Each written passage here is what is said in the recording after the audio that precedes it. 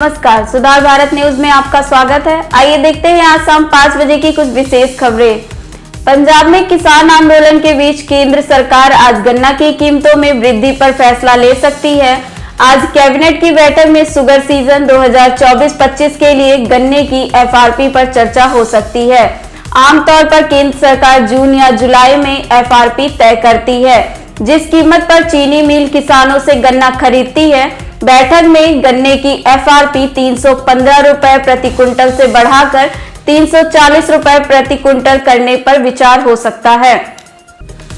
उत्तर प्रदेश की ground breaking ceremony यानी GBC का आज दूसरा दिन रहा। जीबीसी के चौथे सत्र को संबोधित करते हुए यूपी के मुख्यमंत्री योगी आदित्यनाथ ने कहा, उत्तर प्रदेश एफडीआई व फॉर्च्यूनर ग्लोबल 500 पॉलिसी लाने वाला पहला देश बन चुका है। वह विकसित भारत का विकसित उत्तर प्रदेश है। पिछले सरकारों पर निशाना साधते हुए सीएम ने कहा कि 17 साल में जितना एफडीआई आया है उसका 4 गुना सिर्फ 4 सालों में आया है।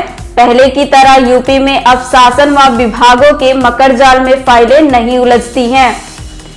कांग्रेस से 6 साल के लिए निष्कासित किए गए आचार्य प्रमोद कृष्णम का नाम इन दिनों हर किसी की जुबां पे है।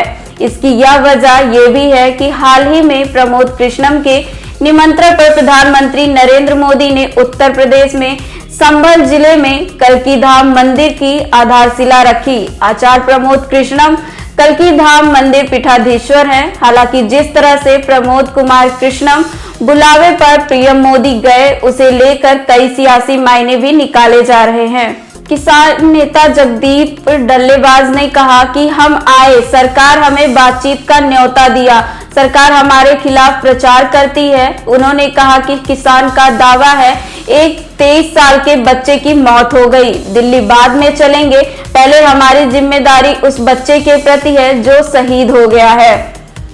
समाजवादी पार्टी के अध्यक्ष और सांसद अखिलेश यादव ने न्यूज एजेंसी एनआई से कहा कि किसान धरने पर बैठे हैं, किसान एमएसपी की मांग कर रहे हैं। बीजेपी के लोग भारत रत्नों का प्रचार कर रहे हैं, तो कम से कम बीजेपी के लोगों को किसानों की आय दोगुनी करने के लिए और जब भारत रत्न दिया गया स्वामीनाथन जी को और चौधरी चरण सिंह जी को, तो किसानों की दुर्दशा भी ठीक करनी चाहिए। एमएसपी और किसानों की आय दोगुनी कैसे होगी, उन्हें बताना चाहिए।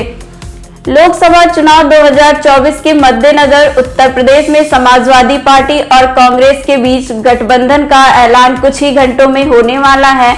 इसी बीच खबर आई है कि कांग्रेस नेता प्रियंका गांधी ने बुधवार 21 फरवरी को सपा अध्यक्ष और यूपी के पूर्व उप मुख्यमंत्री अखिलेश यादव से फोन पर बातचीत की। अखिलेश यादव के साथ बातचीत में प्रियंका गांधी ने मुरादाबाद सीट से अपनी जीत छोड़ दी है। जानकारी के अनुसार बुधवार सुबह 10 बजे करीब अखिलेश यादव से फोन पर बात की।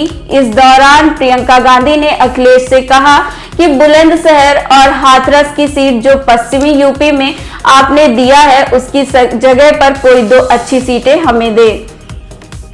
दिल्ली में आम आदमी पार्टी और कांग्रेस का गठबंधन टूटने की कगार पर पहुंच गया है।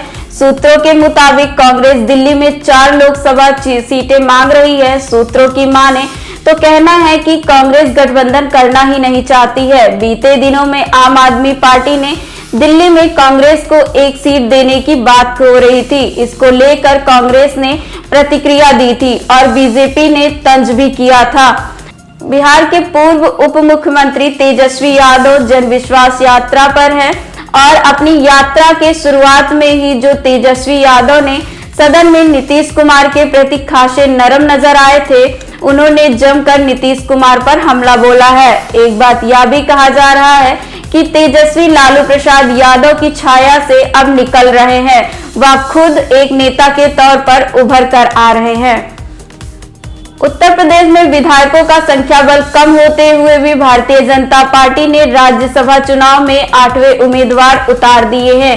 बीजेपी के इस कदम से यूपी में राज्यसभा चुनाव कराने की नौबत आ गई है। 27 फरवरी को यूपी की 10 सीटों के लिए मतदान कराए जाएंगे। राज्यसभा चुनाव से पहले दोनों तरफ से नए नए समीकरण तैयार किए जा रहे हैं। अपने तीसरे कैंडिडेट को जिताने के लिए अखिलेश यादव ने एक साथ कई राजनीतियों पर काम करना शुरू कर दिया है। लंबे समय से सीट शेयरिंग को लेकर जारी खींचतान के बाद कांग्रेस और समाजवादी पार्टी के बीच बात बन गई है।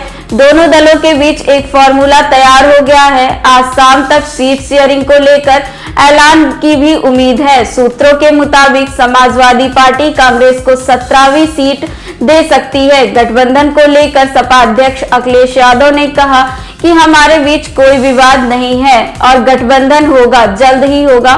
सारी चीजें साफ हो जाएंगी, बाकी चीजें तो पुरानी हो गई हैं। 2 घंटे में सब कुछ पता चल जाएगा। अब अंत भला तो सब भला।